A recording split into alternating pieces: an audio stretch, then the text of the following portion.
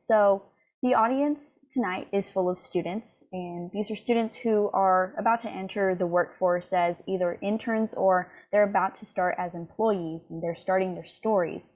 We would actually like to know your story. Tell us a little bit about your career path. What did your journey look like that brought you to where you are now? Andrea, thank you, and hello to all of you. It's so exciting to be able to have the opportunity to have this conversation with you. Andrea, my story is the story, I think, of so many other people who have dedicated their life to serve. And my journey and my story starts with my graduation from college. And when I graduated from college in a history, political science, African studies, and philosophy major, I was fortunate enough to get a summer job in a local radio station.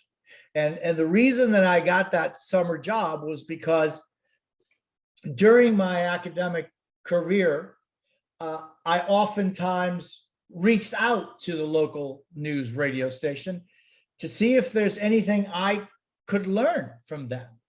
And after a while, a relationship of, I just think, admiration towards the men and women in that local radio station that covered the news in my community.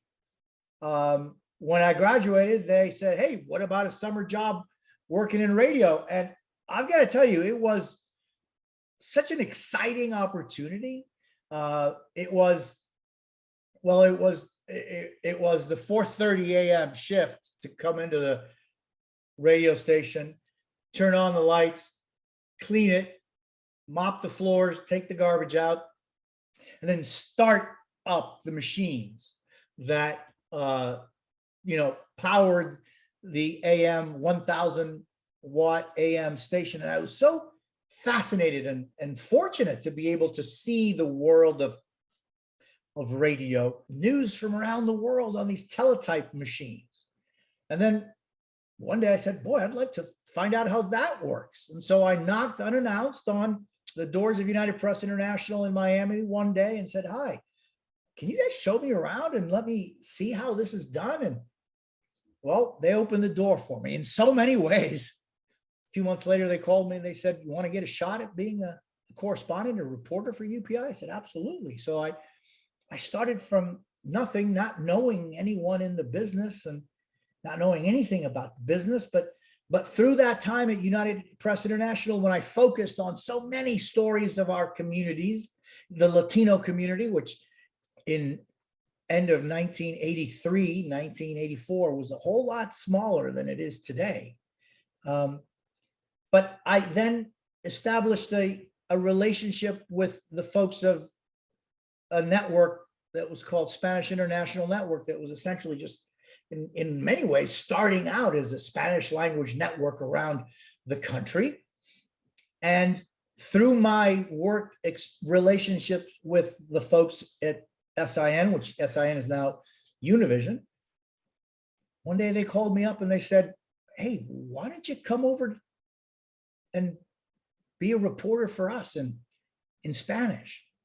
And it included moving to El Salvador and covering the conflicts in Central America in 1984 and 1985 and 1986. And Andrew, something I've told friends before is that other than I had never seen a TV camera at work, I had never covered a war, and I had not worked in Spanish before, I was perfectly qualified to start this world of a correspondent in Spanish. And from there, every single day has been a fascinating experience for me of being able to help shine a light on those who oftentimes live in the shadows and give a microphone to those who are often silenced or silent. And every single day on that journey has been one of profound respect and commitment to journalism. Well, I'll say it was absolutely amazing hearing your story about, how you got started in the journalism business. And, on that topic, let's talk a little bit about the journalism business. So right now, journalism is often demeaned in this political landscape, yet it plays such an important role in our democracy. So what are your thoughts on where the industry is now and where it's going? I think, Andrea, how much it's changed in these nearly 40 years that I've been doing this on a daily basis.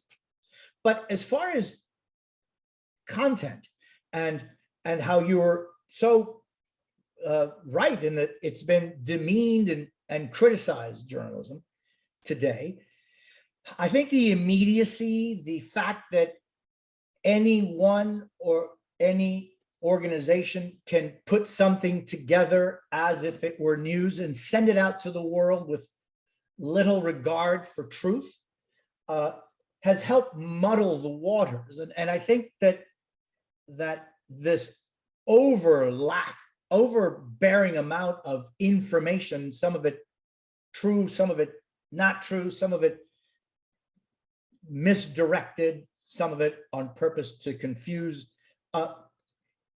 it's muddled a lot of people's understanding of what journalism is and what it should be. We're in uncharted territory in so many ways, but I think it's never been more important.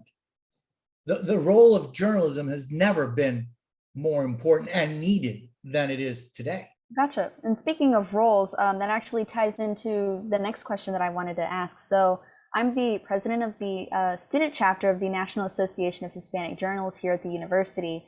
And at our Celebrate Mayborn event, we will be honoring our National Association of Black Journalists student chapter of the year.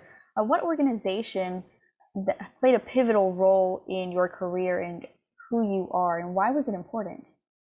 Those are great questions. And, we are so fortunate nowadays to have organizations like the one that you are a part of and that I am a part of.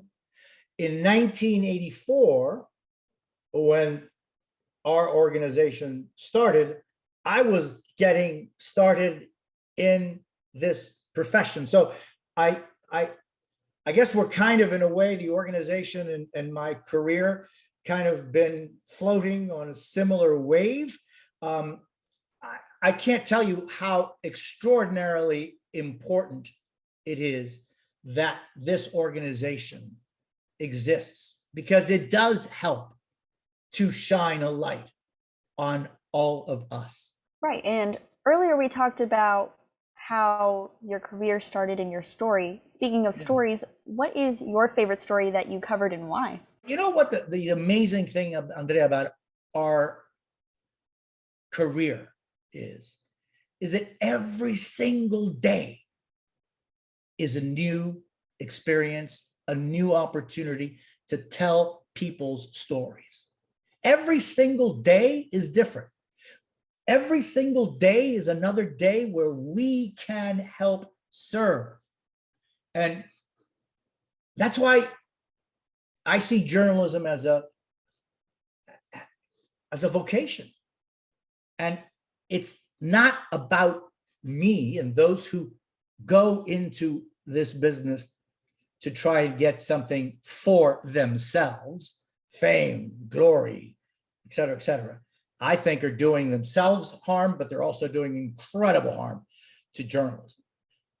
The opportunity to witness and tell other people's stories is una vocación de servicio. It's a vocation of service. And so every single day for me is my favorite day of stories.